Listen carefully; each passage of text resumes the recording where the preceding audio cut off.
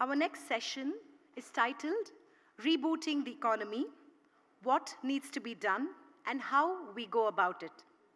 I'd like to invite on stage Dr. Jaimini Bhagwati, former Ambassador, World Bank Treasury and Specialist and author.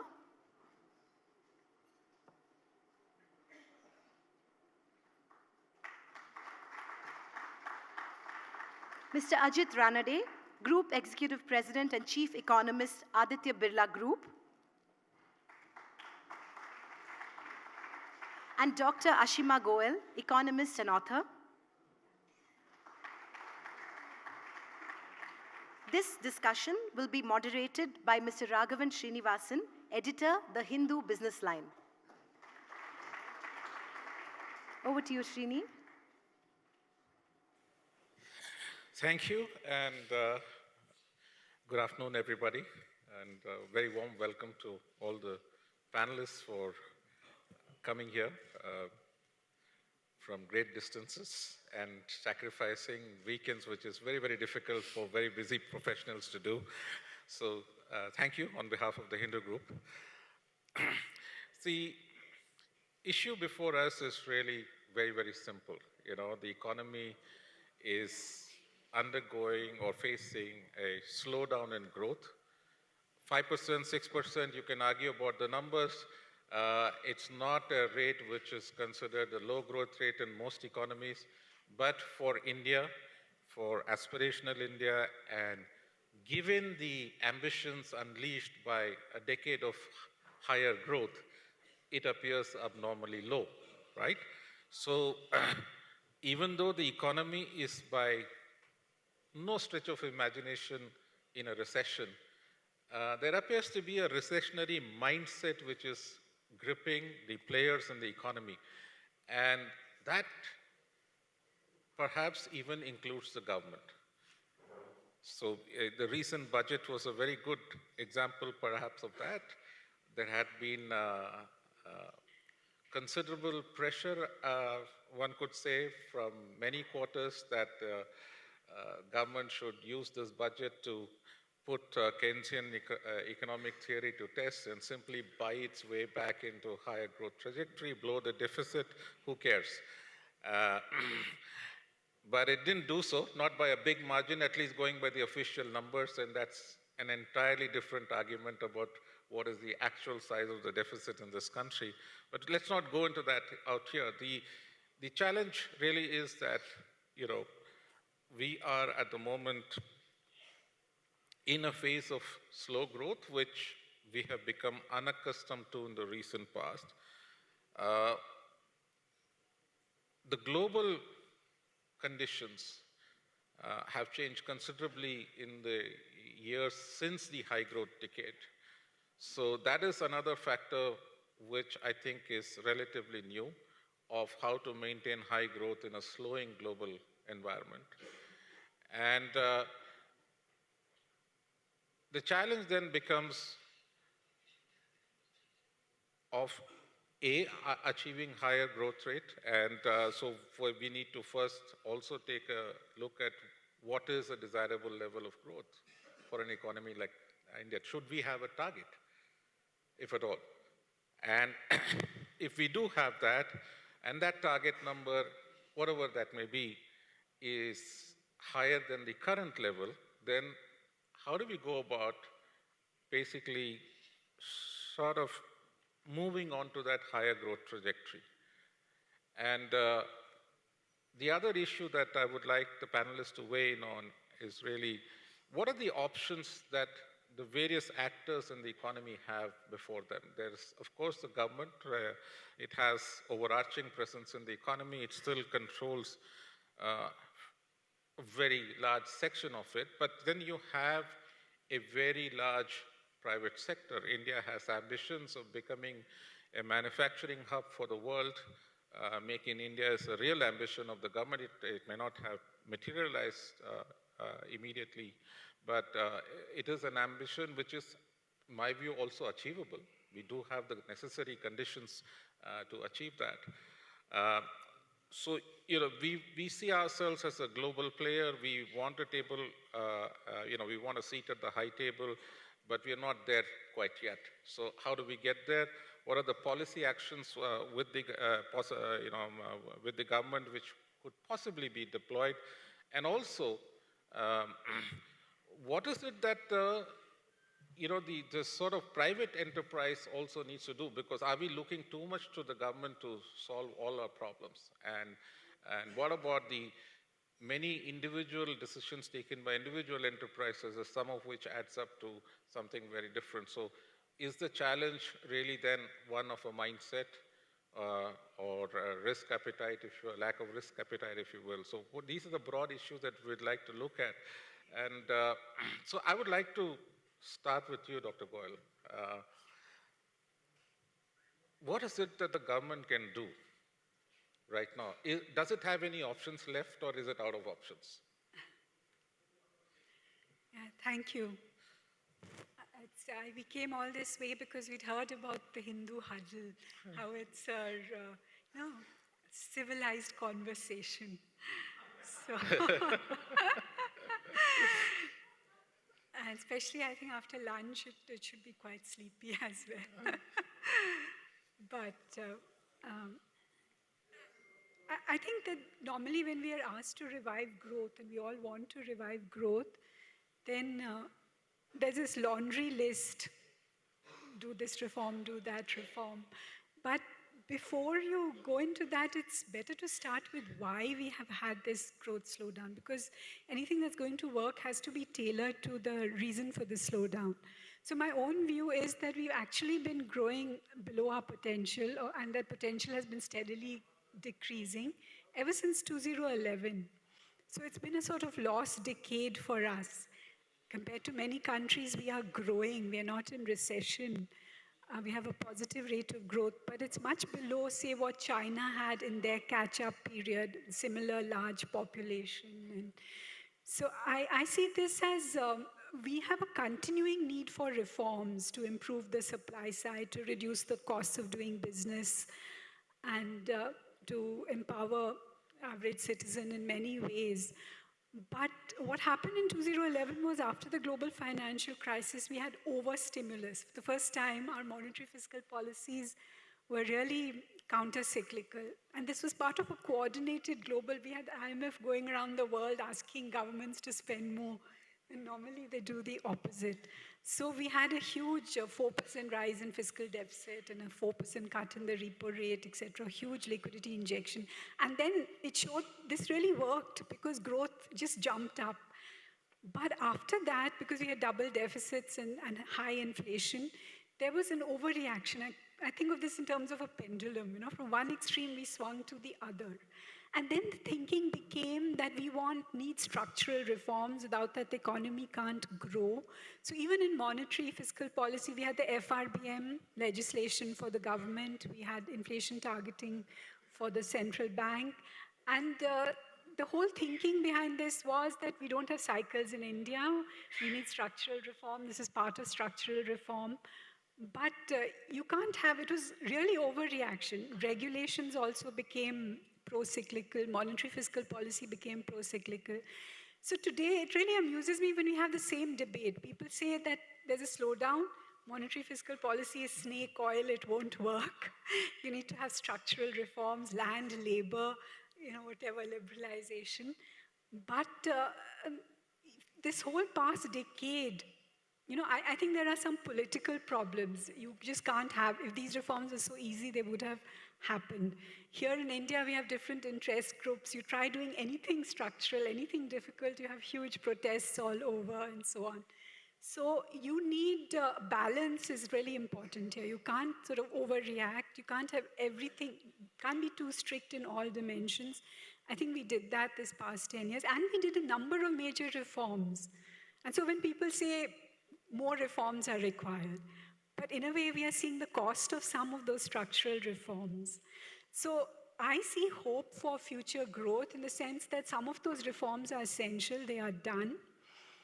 And now, after that pendulum, policy is moving towards more balance. To give an example, in the current slowdown and in this budget, while in 809, there's this 4% rise in fiscal deficit. Today, we've triggered that escape clause, so 0.5, but we become transparent about off-budget financing, so a figure would be 4.6. So maybe you have about a little less than 2% government stimulus. And at the same time, monetary policy has also become more balanced, is working on the spread, not just on the repo rate. So, and one of the issues, again, the cyclical and structural story. Structural in the sense we need to do structural supply side reforms, but structural also in the sense of persistent. What happened was we had all this tightening at a time when in the 2000s, with the big infrastructure push, banks had lent too much. And then this became NPAs. And initially there was accommodation, but then you had an asset quality review. And worldwide, whenever you have an asset quality review, it's followed by a recapitalization. But in the Indian case, this lending was for the first time to private industry. So the taxpayer could not be asked to bail out. So you had to wait for the bankruptcy reform to come in.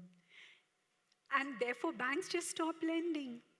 The credit growth, this was a period when the globe was full of money. Quantitative easing was pushing money into emerging markets, China, Brazil, huge rise in leverage and debt. In India, nothing. Our credit growth just tanked. I mean, last year, if you compare with the earlier year after the NBFC crisis, the credit growth was only 17% of what it was in the previous year. How can any economy grow? Credit growth is now 6% or something. So here again, so this required time. Now the IBC is there, banks, the NPAs are turning around. And NBFCs, the problem is that the recap has been given to banks and they are not very willing to lend to NBFCs. And NBFCs are the one who can reach that individual. And unfortunately, we had aggregate liquidity also tightened in 2018, just when ILFS and NBFCs did not have money. So on the floor, you would hear small businesses saying, we don't have money, there's no money. You know, people didn't have, then there are spillovers. In macro, we call these spillovers. When aggregate business is affected, job creation is affected, therefore there's a slowdown. So you are saying banks, we are turning around, but then XYZ industry is failing, they can't repay. This makes it more difficult for banks to turn around. This whole structural reform to improve for fiscal consolidation, this government really tried to improve the fisc, but it's very, very difficult to do that when growth is slower and therefore tax growth is slower. Yes. No? So there's not been that much of an improvement in the fisc either. Something is there, but then I think we tend to beat ourselves too much because we've done some very difficult things. And I think we've moved in the right direction in many ways. But unfortunately for India, the period when we opened out was also one of many international shocks, global. You know, you had the global financial crisis, taper tantrum, then now we have coronavirus. And the other thing about this overreaction was that there was no counter-cyclical response to those shocks. If international demand is going to fall, you need to improve domestic demand, no? But instead we were tightening all the time. So, and I've done some, you know, in India we had two major constraints that hampered our growth, macroeconomic constraints, apart from other supply side constraints. We're very dependent on oil imports.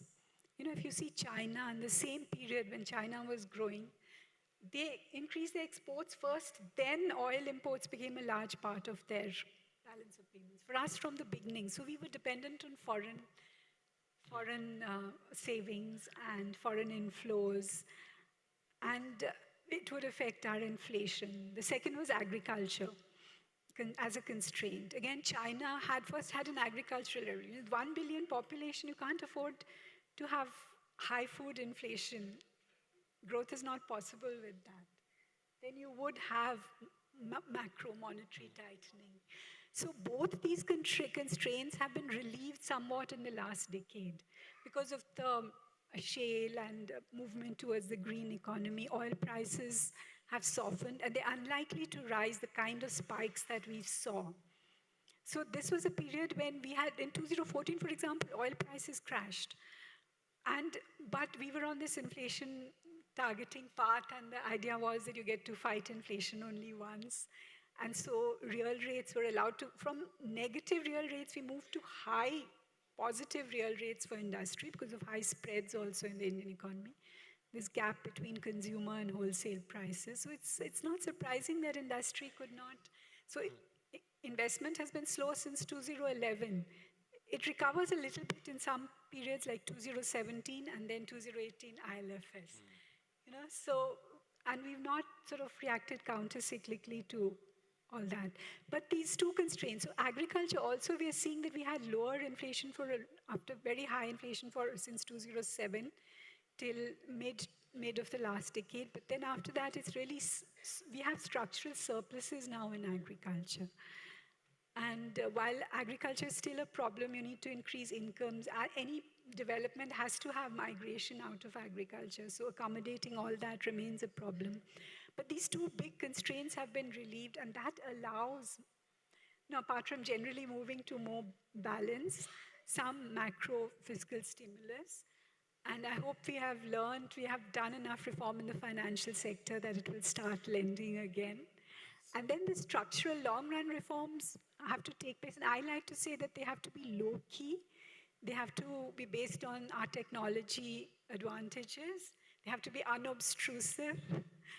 For example, improving land records as a way of, rather than private, just this eminent domain. There were so many agitations. And similarly, labor, encourage states to compete, to improve.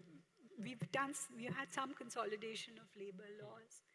So these kind of reforms have to continue on a low-key with some support from the macro side. Interesting. And I think you mentioned that reforms have to be low-key to work in India. In fact, that was very much the path followed for a long time. Reform by stealth, we used to call it in our trade, in journalism. We need little handles to hang things on. But actually what the current government has done in its first term as well as second is actually sort of very large scale, very disruptive reform. So demonetization was one, the introduction of GST was another. I remember when in the years that industry was batting for GST, and CII used to present any number of papers saying we will add at least 1% to the GDP growth rate if you bring in GST.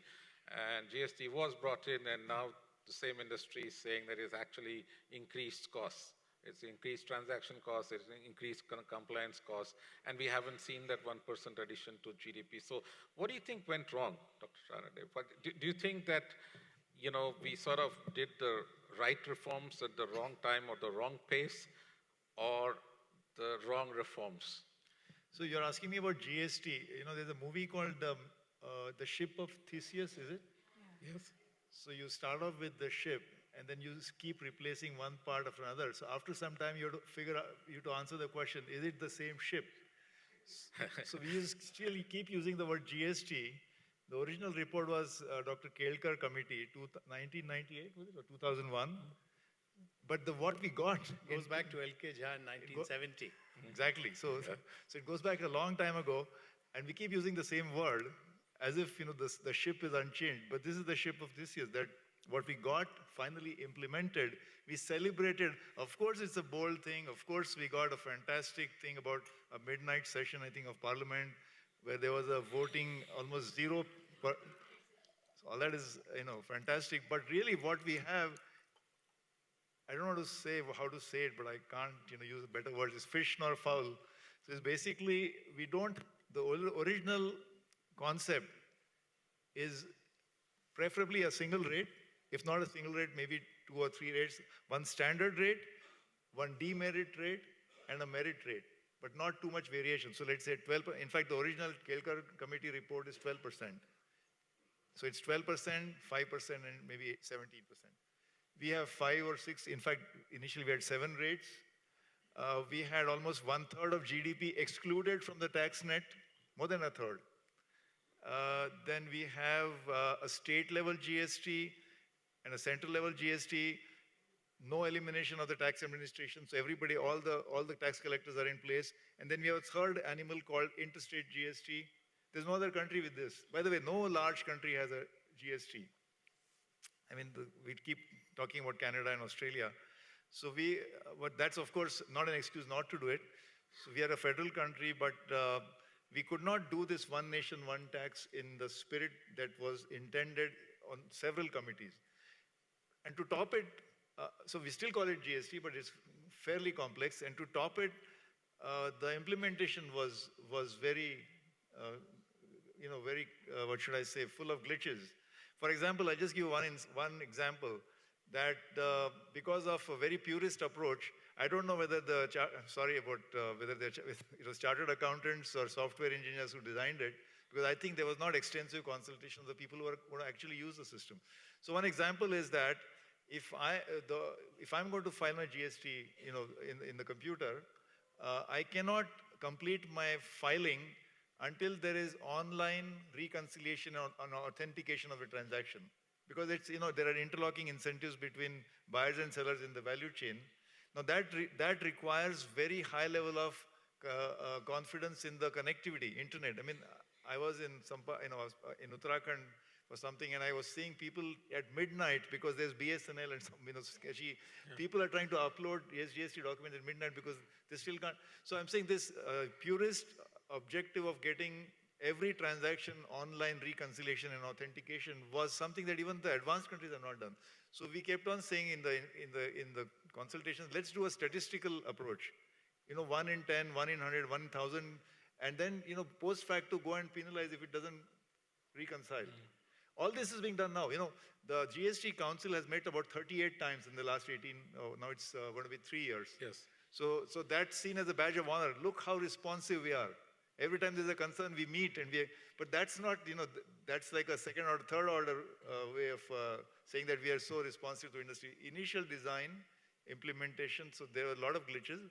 And so now we have a GST, and then there was this other thing that Mr. Jaitley, because he wanted to get everybody on board, they made an implicit promise that for the first 3 years, or I think 5 years, states would be compensated in case of any shortfall, because many states were concerned that our tax revenue is going to fall. Because, this is a grand bargain. The states are surrendering their rights for sales tax at the state level. So they need to, so just to get them on board, we said for the first 5 years, or is it 3 years, 5 years, I think, that we'll give a 14% compensation. Now this 14% number was basically ad hoc. It was like a carrot. But if you look at the data, no state, or at least none of the major states have had a record of collecting growth rate of 14% tax revenues at the state level. And now that we are in a slowdown, surely the pain must be shared between if it's it's a federal entity. But now we are stuck because the states are demanding we need our 14% compensation. Yes. So the GST story is still evolving, but there's no going back, of course. So we, as they say, India has a great genius for getting it right after trying out everything else. So we're going to get there for sure. But we could have avoided this pain, I think. Yeah. Are we near where we have to get? I think we need to do 2 or 3 things. We need to, first of all, converge them to just 3 rates. Okay? Secondly, we need to get back to 12%. That will be the biggest fiscal stimulus, I think. We keep talking about income tax. 3% of the population pays income tax rates, and half of them don't even, they just file taxes. They don't pay income tax. Whereas everybody in India, almost all adults pay some, when you buy a dosa or a slipper or a t-shirt, you end up paying taxes because it's indirect tax. So the biggest fiscal stimulus, according to me, is to lower the GST rate, converge on a single rate. That's the first thing we need to do. And secondly, we need to expand the net. A large part of the GDP is still not in the tax net. Electricity, petroleum, diesel, I think real estate. So a large part is still not in GST net. So we need to make sure that the GST net is comprehensively across the GDP. Yeah, and I'll come back to, I think, what the sort of private sector players also perhaps have to do from their side. I'll come back to it in a minute. But I want to go to Dr. Bhagwati and get back to this question of cyclical versus structural slowdown. How much do you think that, India has been impacted by the global slowdown? The immediate effects right now of just one major coming to a near stop, which is China, is already visible because of the coronavirus impact. But, you cannot any longer sort of formulate any kind of economic policy in our country by ignoring the global connections of the economy, right? So have we sort of really factored in the global conditions when we take these decisions, when the budgets are formulated, when you undertake whatever fiscal reforms? Certainly, yes. I think when the corporate tax rate was cut, that very much done in keeping with global best practices and to make India a competitive destination for foreign companies to invest, right? So you gave them pretty much amongst the lowest corporate tax rates in the world amongst large economies. But in other areas, we seem to be still sort of plowing our own path. And then when an external shock hits you, you say, oh my God, what has happened? So what do you think, is the solution there? Well, thank you so much for inviting me. A very good afternoon to everyone. You talked about structural and cyclical. There is this, I think, a needless debate about whether the current slowdown, and by the way, make no mistake, it is a huge slowdown. It is terrible for somebody who's underemployed. Nobody in this country can afford to be unemployed, otherwise you're starving. For those who are underemployed, for them to move from the informal sector to the formal sector, you need to create more jobs. And when you're growing at 4.75, we won't get into this needless arguments about exactly what that number is. I think the government and its agencies have been less than fair with the people in not allowing the numbers to come out the way they should. But again, setting that aside, the immense opportunity cost for the young, for us to be growing at 5%, if assuming we are doing it at that rate, some would argue it's even lower, when we could be growing at 8%. So the two issues are structural and cyclical, not one or the other. Cyclical is, of course, as has been mentioned, the banks as well as NBFCs are loath to lend. I don't need to get into the details. The excessive lending from 2007 onwards, I disagree with those who say the lending by UPA 1 began in 2007, much in advance of the Lehman moment of 15th of September 2008. But be that as it may, the first budget of Arun Jaitley ji, he was my contemporary in Delhi University. I feel he was less than fair and less than prescient enough, God bless his soul, in 2015, was it? Yes, when they, 2014, when they came to power, the July budget didn't take into account the amounts that needed to be provided to our public sector banks. We are abstracting here from the wrongdoing. We are aware of various corporates and various bank managers, for that matter, who in collusion rob us, taxpayers, of our tax rupees in a variety of ways. Abstracting from that, he needed to start then. Now, we are in 2020. You'll point out that, gatasya shashana shanti, what is done is done. You can't now go back in time.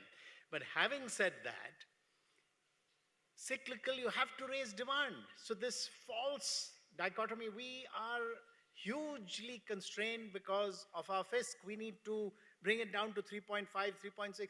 I think the fiscal deficit is somewhere, if you take states and the central government, somewhere around 9% of GDP.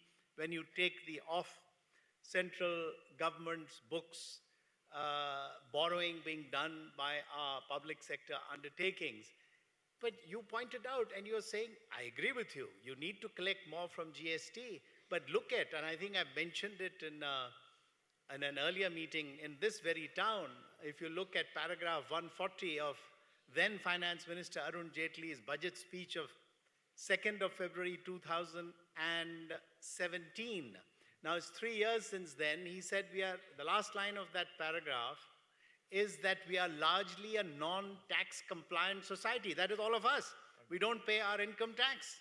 So, it should be, there is enough time now for this government to have figured out from consumption how many scooters are bought. In fact, Arun listed how many scooters are bought, how many people are sending children abroad for education in costly Western countries, how many people are buying cars.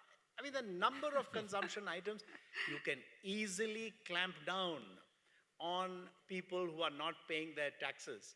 So when we talk about tax to GDP ratio, 6% of GDP is what we collect as direct taxes. About 10 to 11%, we land up at somewhere around 17%. We are outdone by Turkey, China. You referred to international experience. Why don't we look at what the rest of the world is doing in terms of direct taxes are almost invariably, not always, more than indirect taxes. This is a strange country. And I agree with you, Ajit, that we should raise GST, but indirect taxes taxes the poorest. You referred to the poorest paying taxes on buying his chappals. I would say a whole bunch of category of consumer items should be taxed at 0 on GST. That's the way to help them. But the other bunch of professionals who are not paying their direct taxes, government has enough information to go after them. If it didn't have that, look at the numbers again in the February 2017 budget speech. We have, what, 10 million income tax SSEs who pay more than 80,000 rupees, who earn, according to their filings, more than 80,000 rupees a month.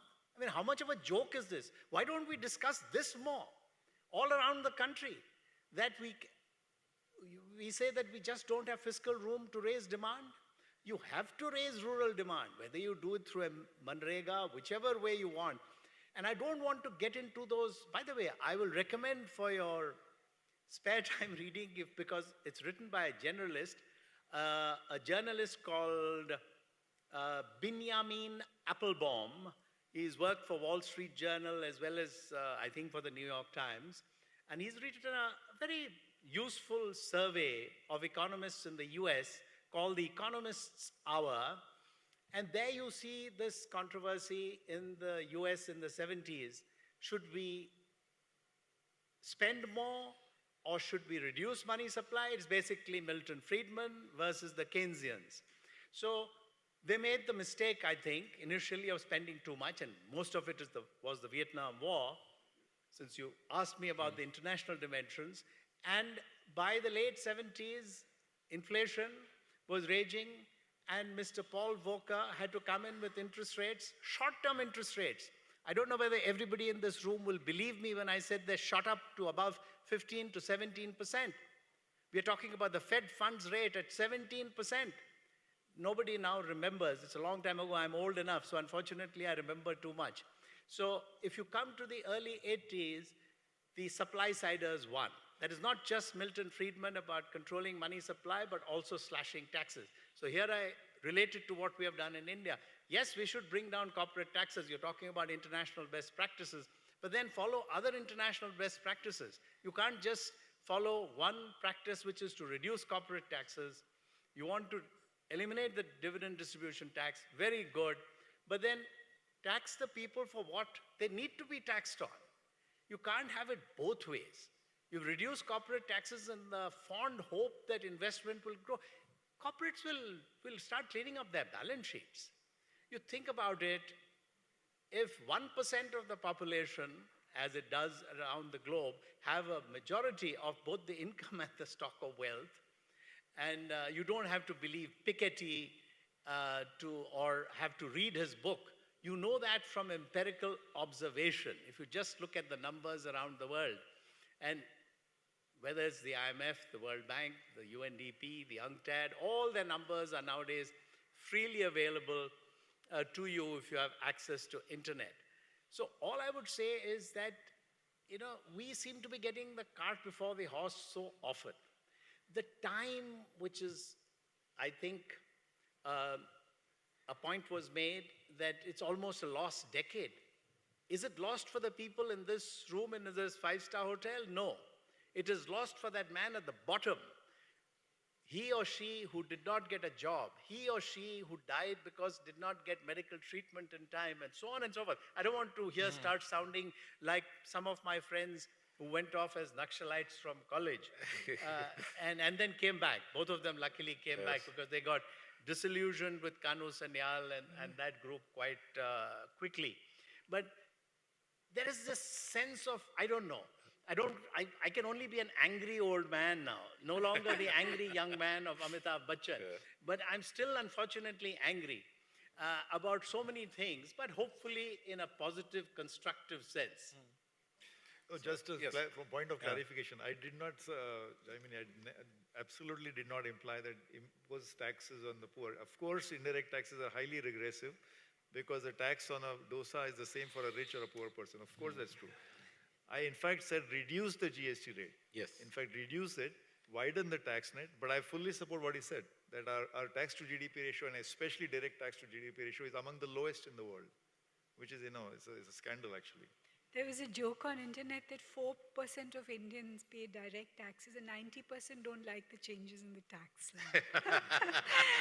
But one of the ideas behind the removing exemptions is that the reason only 4% pay is that they use these exemptions. So that is a major step. And I think this GST issue, it had been pending since the mid-90s and nothing had been implemented. So either you wait forever to get a perfect system and to get all the states to agree, or you go ahead with an imperfect system. I think that's and really respond and fine-tune it and improve it. So I think this decade we have been doing some major, the bankruptcy reform, GST, etc., tax reform. Quite a lot has been done on moving towards simplification, because the way for India to raise its tax GDP ratio, which is really required, is to have a large base and low tax. But to some extent, the GST is an admission of failure because since we can't get after the direct tax, which is income tax and capital gains tax, and since we can't really get to that, a transaction tax, which is every transaction, a GST is basically a transaction tax, which you can't escape, rich or poor, Hindu or Muslim. So it's administratively convenient, there's less leakage, and so when you focus on just expanding GST net, it is in a way admission of failure that we're not able to reach into the pockets of everybody for the direct taxes. Really, ideal system should be, I would go to the extent of saying 70-30. 70% of your tax collection should come through direct taxes, because we have to have a progressive system of taxation. Indirect taxes can never be progressive. In fact, they are regressive. Delighted, Ajit, that we are on the same page on so this that, one. but that really is the challenge for policymakers, isn't it? You talked about exemptions. Now, why were the exemptions given in the first place? Because there was a challenge of sort of nudging savings towards financial products, and so you incentivize it. You gave a income tax rebate for investing in insurance, and so on and so forth. So. And those conditions haven't really changed. No, as with everything else, all policies in India, I personally believe, 90% of the time, the policies were well-intentioned and well-started, but they have a tendency to outlive their relevance and usefulness. We are not able to disengage when the policy. For example, we wanted to incentivize the culture of mutual funds. So we made mutual fund tax-free, and they were the bank deposits and FDs were at a terrible disadvantage. But now we are 20 years later. We don't need to have the same, now there's a level playing field. So we often are too late in disengaging. I mean, I can say probably this whole thing about Nehruvian model and so on, maybe it was relevant till the 70s, but it need not have lasted all the way up to the late 80s. So like this exemptions or incentivizing financial savings, perhaps there was a time when it was relevant, necessary, but it needs to be disengaged. Yeah, I mean, same thing with GST. It took away the one weapon most state governments had to incentivize investments. So they did it by giving some form tax of holidays, holidays, which they could control, and now they have no control over it. It's through a federal body. So you lose that biggest chip that you had, and you have to now find other ways of attracting investment to your state rather than the state next door, which may have identical conditions. So that's a challenge, and that's an ongoing thing. On the basis of, you're supposed to compete on the basis of ease of doing business, infrastructure, and not to bankrupt your own treasury. So to that extent, the tax holidays... That is very good to prevent the zero-sum game. Everybody reduces and you're left with no tax. Yes. You had asked about the international dimensions. When we didn't get to trade. I don't know what we are doing on trade. We have an overvalued exchange rate, and we are raising import duties for the last 6 years. One of the basic reforms of the early 90s was on the trade front. We first began by devaluing the rupee in 2 stages. Yes. I'm not suggesting we need to devalue the rupee. Just look at RBI's periodic reports of just how overvalued the rupee is. Now, if you had just let go in the last 6 years about 5 or 10 paisa every month, we'd have been somewhere at a more reasonable rate today. But having said that, to raise import tariffs, I mean, you know, you asked about what can we do immediately, because some of these structural reforms, whether it is land, labor, and getting rid of some of the acts from the Nehruvian era, which, according to me, is the reason why we are all in the same room, all Indians. There may not have been an India as we recognize it. There might still have been an idea of India, as Rabindranath Tagore said, much before Sunil Khilnani. But there may not have been a political union called India without people like Nehru, not just him. But coming back to structural reforms, why not get rid of some of those acts, even if you can't progress much beyond Rajasthan and perhaps 1 or 2 other states on some minor labor reforms and saying move it more to contract labor. Not entirely comfortable with this idea of trying to get around the labor regulation with just contract labor. But there is no country in the world, I think, please correct me if I'm wrong, we have 2 eminent economists to my left, and you, of course, who has done well. I don't think I fall in the same category. As very knowledgeable, anyway. So, which country has done well without doing well on the trade front? By doing well, I don't necessarily being, mercantilist. That means you have to promote exports at the cost of everything. No. But having a vibrant trade sector where you are not feeling so insecure that you have to raise import tariffs, that you avoid joining the RCEP, or at least there's a big question mark. But this, if you just go to the Ministry of Commerce's website, you'll find that roughly 60, maybe even now 62, 63% of India's global trade is with countries to our east. Not countries to, I'm talking to you in a Western language, in English, because I don't know Kannada. Yes. I could speak in Hindi, but that may not work out for today's audience. But the point is that we have to integrate more with Asia. What are we doing? What are we smoking? That's a very, very distinct. But I think, we've had sort of some, very good suggestions out here. I think the challenge is that it's easy to come up with suggestions, but difficult to sort of execute them if you're in the driving seat. It's a different job being in the government and writing editorials from the sidelines. But I would like to now throw this discussion open to the floor and take questions. To request, please identify yourself and, if possible, direct the question to a specific panelist. And keep it short, please. Thank you. So at the back first, the mic is already with us. Hi. Hi, my name is Rohit. I'm from Takshashila Institution. We're an independent policy school and think tank. My question, if I can request either Dr. Jaimini or Ashima to give a quick response. While we talk about growth, the fact in India is that the growth is not equitable.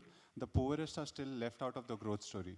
So how can we direct public reforms to ensure that the poorest and the most vulnerable are not left out, especially in areas like with the agrarian crisis, where year after year, past 25 years, 400,000 farmers have committed suicide. And even today, there are 4 million homeless people, and I could give you more numbers, but the fact is growth is not equitable.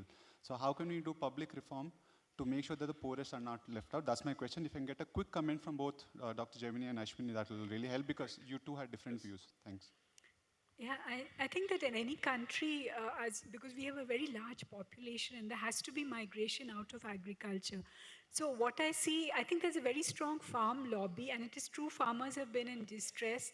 There's a large rise in rural non-farm employment and in diversification into horticulture, and we see the aggregate data. This has become a major area of export for India. So we need to sort out our act there. They should get a better price in exports. And this sort of diversification is absolutely essential. Then skills. For us as tax-paying Indians, I think this current finance commission is going to do this, tie some devolution to local bodies. Make more devolution to local bodies, urban as well as panchayats, but link it to property tax, user charges, and provision accounts, better accounts, provision of services, because the states have not devolved to, and there is so much that can be done. I believe, again, this is the historical injustice or historical system that distorts, because a lot of money used to come under agriculture. Many villages that are actually towns don't label themselves as town. Then the municipality doesn't provide services. There's a huge possible expansion in employment, in education, in medical, setting up clinics and so on. We have, as it is, Kerala has specialized in nurses. We can really expand all this. I think just training, we keep blaming our education system, but I think a lot is happening there. And sometimes you need finishing. So you have these so-called finishing schools come up which provide 3-4 months of training, and then people are equipped to take jobs in malls. And I think a lot is happening. Yeah. Thank you. Yes, please. Sir, very good afternoon. In country like Malaysia, to the panel, in Malaysia, GST was removed due to its failure, and it was replaced by sales and goods. Do you think anything in India it will repeat? Thank you. Question is that in GST... Malaysia recently repealed its GST and went back to separate taxes. No, there's no going back. So you can't put the toothpaste back into the tube now. So of course, GST is here to stay. And as I said, the GST Council meets very frequently. So now I think the finance minister said that they're going to revise rates only once annually, I believe. But except for changing the rates, but a lot of these procedural issues are being sorted out. So I think it's in much better shape today. But we have lost 3 years, So, I mean, we've struggled with it, but I think we're getting better. And remember that even the IT and the other infrastructure is getting better. For example, UPI transactions today are more than Visa or MasterCard transactions globally. Every month, the number of UPI transactions that are happening in India today, not 2 years from now. So I think something is falling in place, but and the same thing will be true for GST, I believe. All right, thank you. Hi, my name is... Just a bit, and then I'll come to you. Hello everyone, my name is Vivek Subramanian. I'm being told that I was asked a question which I haven't answered. Oh, you have to, okay. Okay. All right. Yeah, I think the question was about the poorest. How do we address issues? I think there's a huge correlation between the poorest and those who are working in some form of subsistence agriculture. I'll give the long-term, medium-term, and the immediate. Long-term, we have to get them off the land into salaried jobs where they have a pension, a medical, and so on and so forth. We have roughly, I mean, we don't need to argue about this, roughly 50% of the population depends on agriculture, and in developed countries it is 2 to 4%. So over a period of next 10 to 20 years, we have to get them off land. Having said that, what do we do now? We discriminate against farmers, we meaning all political parties, favor consumers, because even if you're a farmer, you produce product A, but you consume product B to Z. And therefore, the government always favors consumers. For instance, when the prices of any agricultural commodity goes up in the country, you immediately levy export taxes. You don't want that product to go out. Now, you have effectively taxed that farmer of that particular commodity. There must be other ways of doing it rather than using trade as a weapon against farmers. So it's not a satisfactory answer, and in the shorter term, you have to spend more on them. How do you do it? You have to do it through what we have been told we should do for the last, God knows, I hope the 15th Finance Commission does it. I hope everything finally goes to the Supreme Court, says that, you have to devolve funds to the panchayats. You have to devolve funds to local administrations. No state government does it. And that includes all the non-BJP ruled states too. So it's not just the BJP. So they're responsible for everything. So we have to, demand that some funds should go to tier 3, not just tier 1 central government and tier 2 state governments.